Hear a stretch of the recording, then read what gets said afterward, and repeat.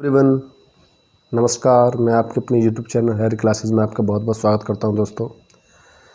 जैसा कि आज हम वास्तविक संख्याएं चैप्टर का पार्ट 6 करने वाले हैं दोस्तों।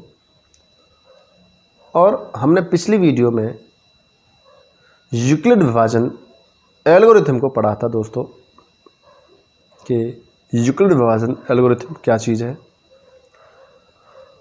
तो दोस्तों आज हम उसका प्रयोग जानेंगे कि इसका हम प्रयोग कैसे करते हैं,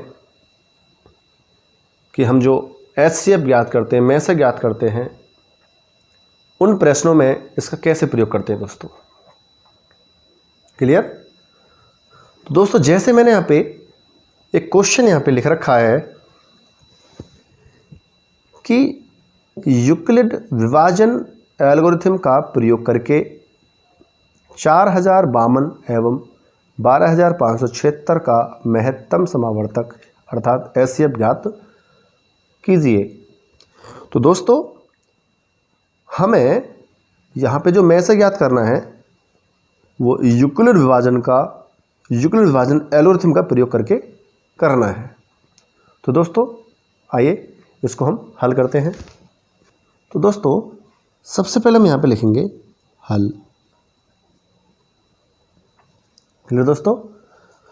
तो दोस्तों ऐसे प्रश्नों को हल करने के लिए आपको स्टेप बाय स्टेप चलना है दोस्तों।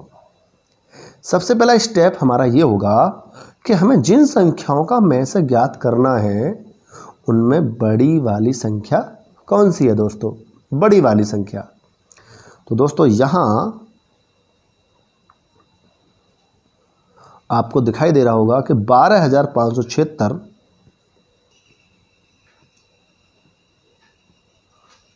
बड़ी है 4052 से। ठीक है दोस्तों। अब यहाँ पे आपको करना क्या है, जो बड़ी वाली संख्या है दोस्तों आप उसको यहाँ पे माना, जो बड़ी वाली संख्या है आप उसको मानोगे a बराबर 12576 एवं जो छोटी वाली संख्या है आप उसको मानोगे b बराबर। यहां तक बात समझ में आ गई दोस्तों आपको? अब यहां से आगे हम क्या करने वाले हैं तो थोड़ा ध्यान से समझिएगा दोस्तों। आपको इसमें जो सबसे वाली छोटी वाली जो संख्या है उससे आपको बड़ी वाली संख्या में भाग देना है दोस्तों। यहाँ पर देखते हैं भाग 4052 का भाग देना है 12576 में। तो दोस्तों आप कितनी बार भाग लगा सकते हो यहाँ पे? तो मुझे लगता है 3 बार हम यहाँ पे भाग लगा सकते हैं दोस्तों। 3 दूनी 6, 3 पंजे 15 का 5 हासिल 1, 3 0 0 और हासिल का 1 कितना हो गया? 0 और 1 1 और 3 चौक 12। तो दोस्तों शेषफल क्या बचेगा? 6 में से 6 गया तो 0, 7 में से 5 गया तो 2, 5 में से 1 गया तो 4। तो दोस्तों शेषफल कितना गया हमारा? 420। दोस्तों अब इस फॉर्मेट पर, इस प्रारूप पर हमें यूक्लिड विभाजन प्रमेय का लागू करनी है दोस्तों। और हम यहाँ पे लिख सकते हैं यूक्लिड विभाजन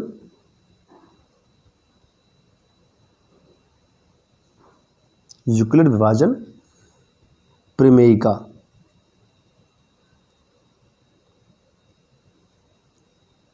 से।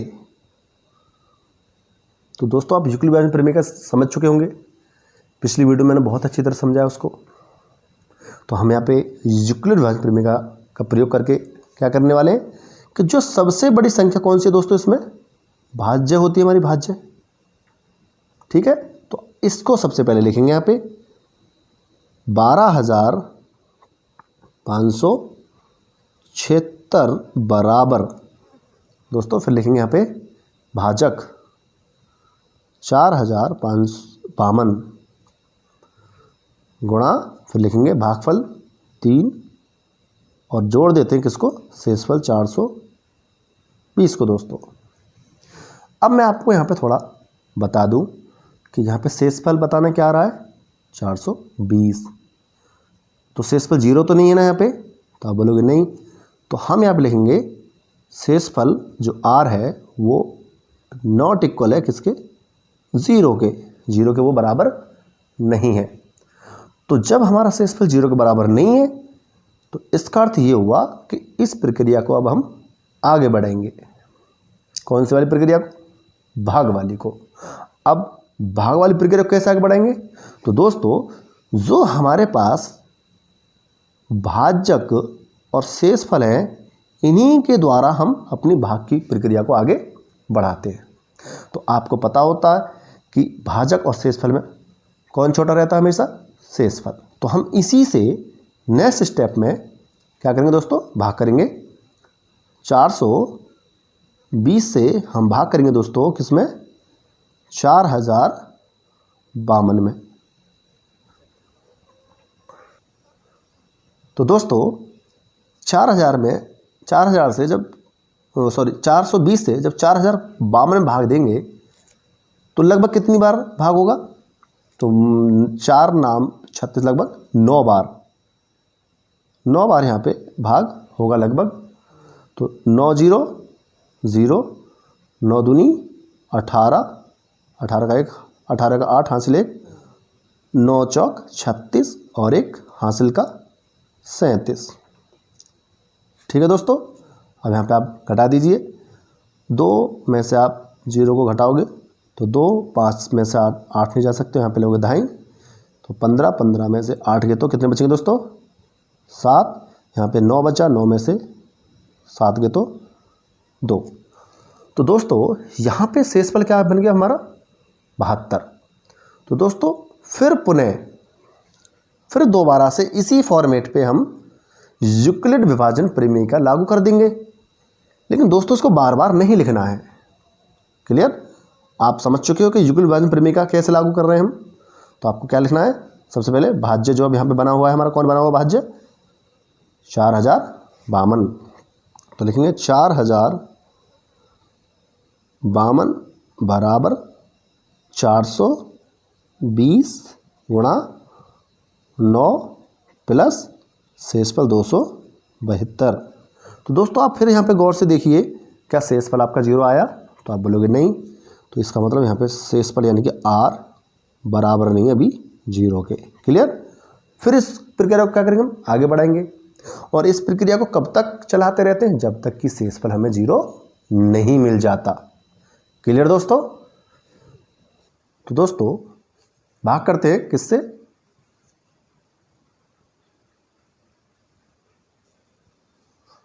तो अब हम यहाँ पे भाग देंगे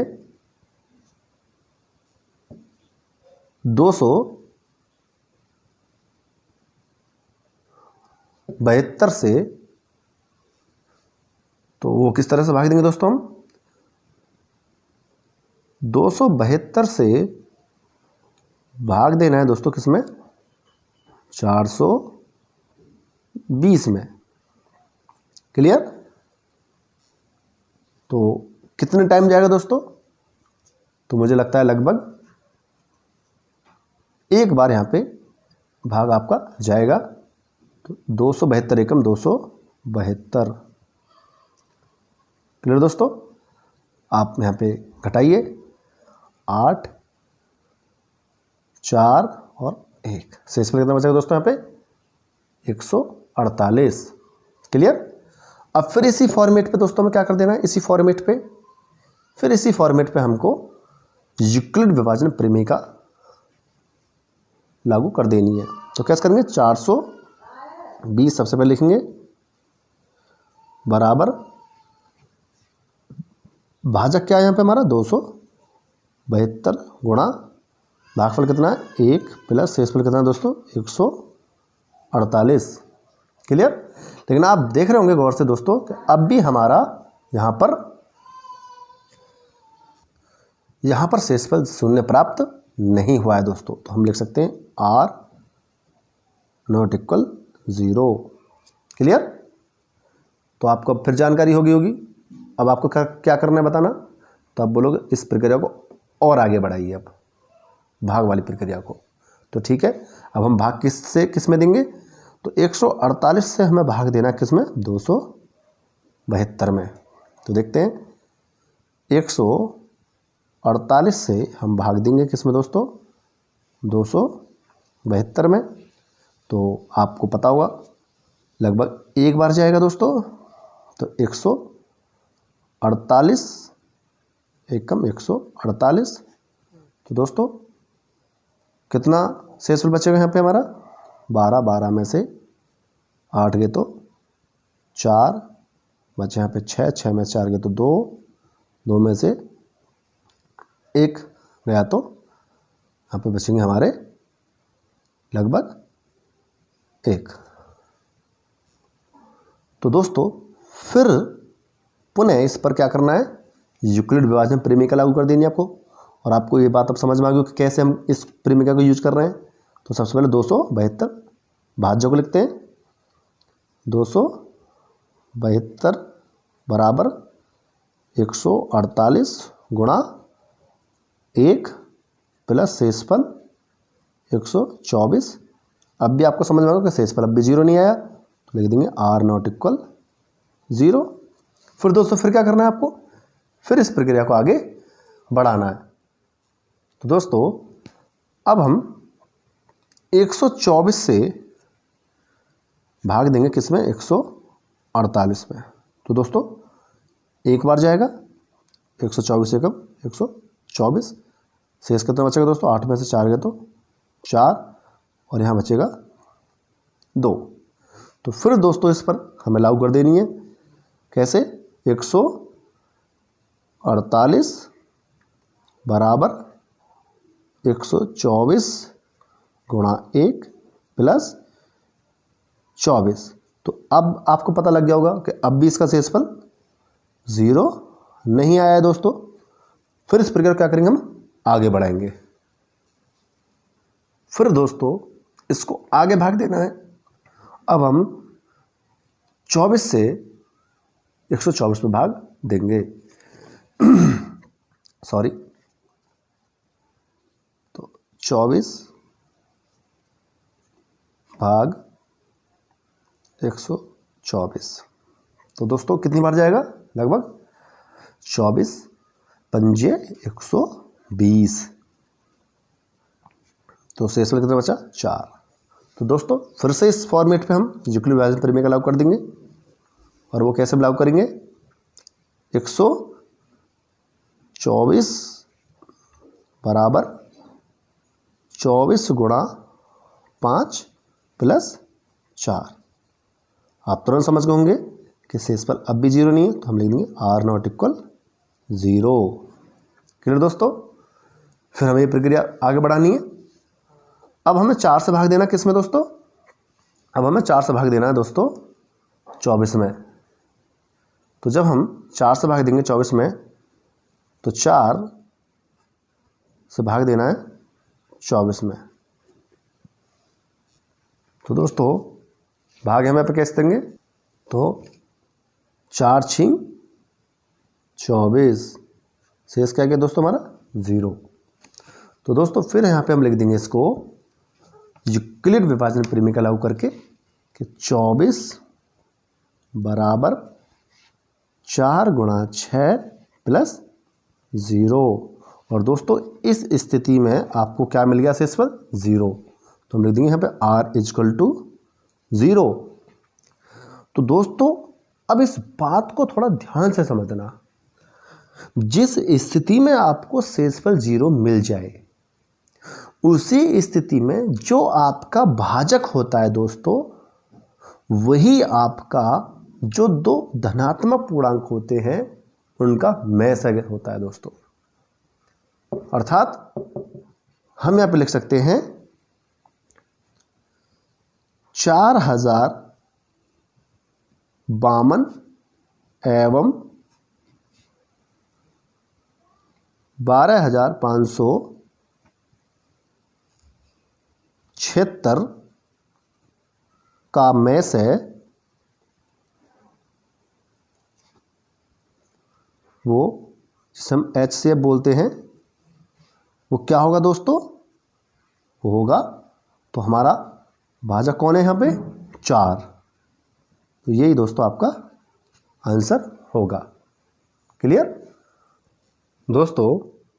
ये जो मैंने प्रश्न लिया था, कुछ बच्चे सोच रहे होंगे कि ये तो काफ़ी बड़ा सॉल्यूशन है। दोस्तों मैंने प्रश्न ही कुछ इस तरह का लिया था कि सारी की सारी चीज़ें आपको एक ही प्रश्न में समझ में आ जाए। दोस्तों अब आपको ये जानकारी अच्छी तरह हो गई होगी कि जब हम यूक्लिड विभाजन एल्गोरिथम का प्रयोग करके किन्हीं भी दो धनात्मक पूर्णांकों का में से ज्ञात करेंगे तो हम यूक्लिड विभाजन प्रमेय का तब तक प्रयोग करते रहेंगे दोस्तों जब तक कि हमें शेषफल शून्य प्राप्त ना हो जाए। और आपको जिस स्थिति में शेषफल शून्य मिल जाएगा उस स्थिति में आपका जो भाजक होगा वही दोस्तों आपका उन संख्याओं का में से होगा। क्लियर दोस्तों? एक एग्जाम्पल और लेता हूं मैं। दोस्तों प्रश्न नंबर 2 मैंने यहां पे ले रखा है, यूक्लिड विभाजन एल्गोरिथम का प्रयोग करके जांचें कि 847 तथा 2160 सह अभाज्य संख्याएं हैं। तो दोस्तों सह अभाज्य संख्याएं आपको मैंने पिछली वीडियो में पढ़ाई थी दोस्तों, अगर आपको थोड़ा सा भी याद हो तो। सह अभाज्य संख्याएं उन्हें कहते हैं दोस्तों संख्याओं का ऐसा जोड़ा, ऐसा युग्म जिनका HCF में से केवल एक हो, उन्हें सह अभाज्य संख्या कहते हैं दोस्तों। तो सह अभाज्य संख्या दोस्तों किसे कहते हैं? जिन दो संख्याओं का में से एक हो, केवल एक हो, एक के अलावा और कोई ना हो, उन संख्याओं के जोड़े को हम क्या बोलते हैं? सह अभाज्य संख्याएं। तो दोस्तों अब आपको पता लग गया होगा कि आपको किस चीज की जांच करनी है यहाँ पे। आपको इस चीज की जांच करनी है यहाँ पे कि इन दोनों संख्याओं का जो में से आएगा वो एक आना चाहिए। अगर आपका इन दोनों का में से एक आ जाता है तो आप क्या करोगे? तो आप बोलोगे कि ये दोनों संख्याएं सह अभाज्य संख्या है। और अगर इन दोनों संख्याओं का में से अगर एक नहीं आया तो आप बोलोगे ये दोनों सह अभाज्य संख्याएं नहीं हैं दोस्तों। क्लियर? तो चलिए इसको हल करते हैं। तो दोस्तों इसको हल करते हैं।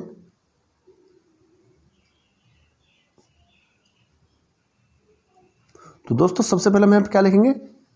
माना यहां बड़ी वाली संख्या कौन सी दोस्तों? 2160 बड़ी है किससे? 847 से। बड़ी वाली को हम क्या करते हैं? माना a बराबर 2160 और b बराबर 847। अब क्या करेंगे दोस्तों? अब यहां पे हम छोटी वाली संख्या से बड़ी वाली संख्या हम क्या करेंगे दोस्तों? भाग करेंगे। तो दोस्तों हम छोटी वाली संख्या से बड़ी वाली संख्या में क्या करेंगे दोस्तों? भाग करेंगे। तो आपको क्या मिलने वाला है दोस्तों? तो लगभग ये 2 बार चला जाएगा। 2 सत्ते 14, 14 का 4 हासिल 1, 2 चौका 8 और 1 9, 2 अट्ठे 16। शेष कितना बचेगा दोस्तों? लगभग यहाँ पे 2.5 10 6 15 6 और यहाँ पे 4। तो दोस्तों 466 इसका क्या होगा? शेष। तो दोस्तों अब क्या करना है आपको? अब इसी फॉर्मेट पर आपको क्या लागू कर देनी है? यूक्लिड, हम लिखेंगे यूक्लिड विभाजन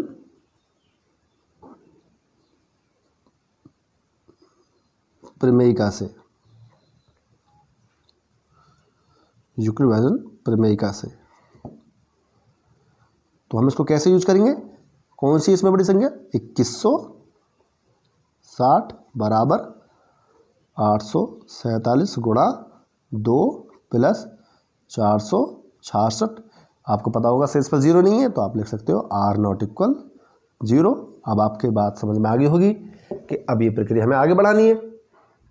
क्लियर दोस्तों, फिर हम क्या करने वाले हैं, फिर 466 से दोस्तों हम 847 में भाग देंगे तो लगभग एक बार जाएगा दोस्तों। 466 एकम 466, एक यहाँ से लेंगे दाई, यहाँ 8 और 3, 381। तो दोस्तों अब भी हमारा शेषफल 0 नहीं है तो इस फॉर्मेट को फिर हम लिख देंगे 847 बराबर 466 गुणा 1 प्लस 381। लेकिन अब भी हमारा r 0 के बराबर नहीं है, शेषफल 0 नहीं है, तो फिर हम इसको आगे प्रक्रिया को बढ़ाएंगे।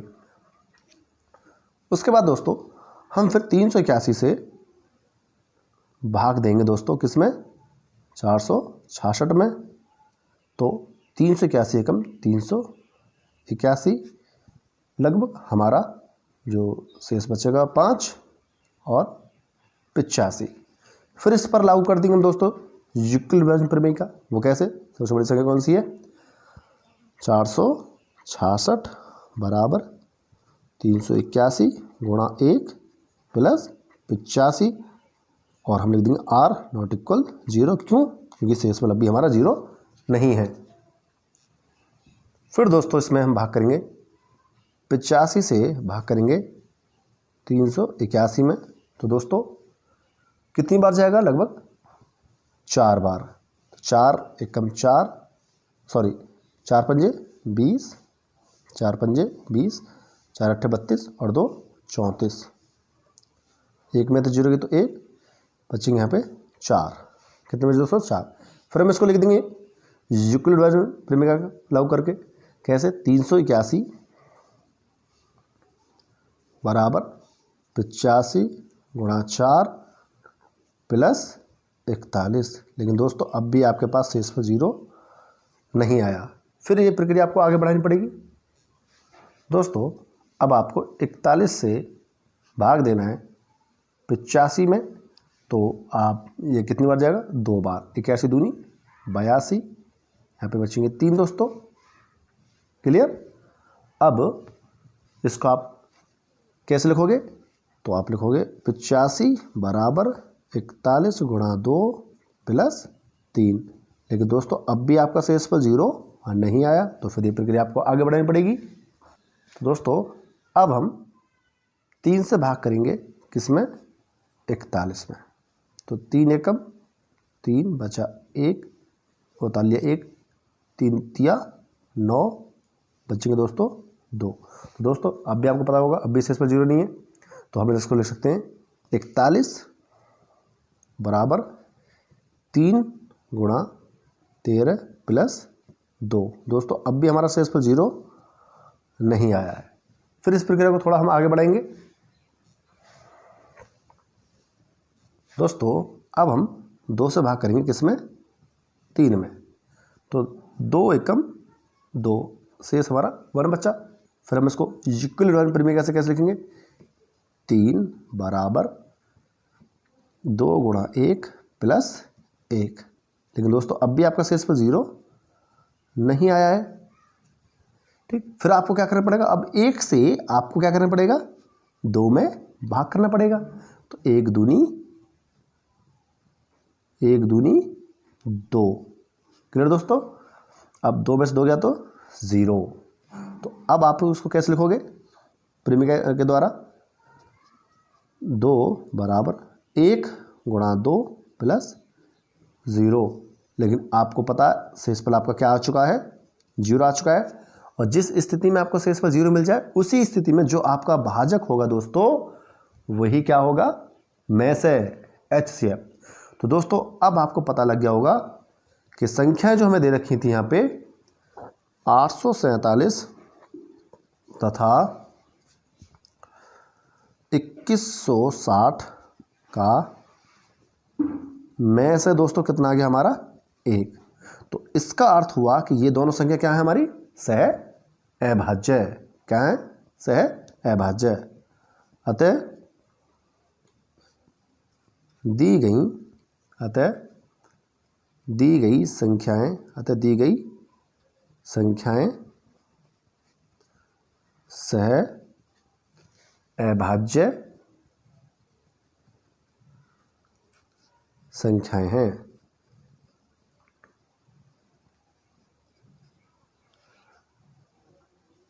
ठीक है दोस्तों, यही आपको जांचना था यहाँ पे। ठीक है दोस्तों, नमस्कार, धन्यवाद, जय हिंद।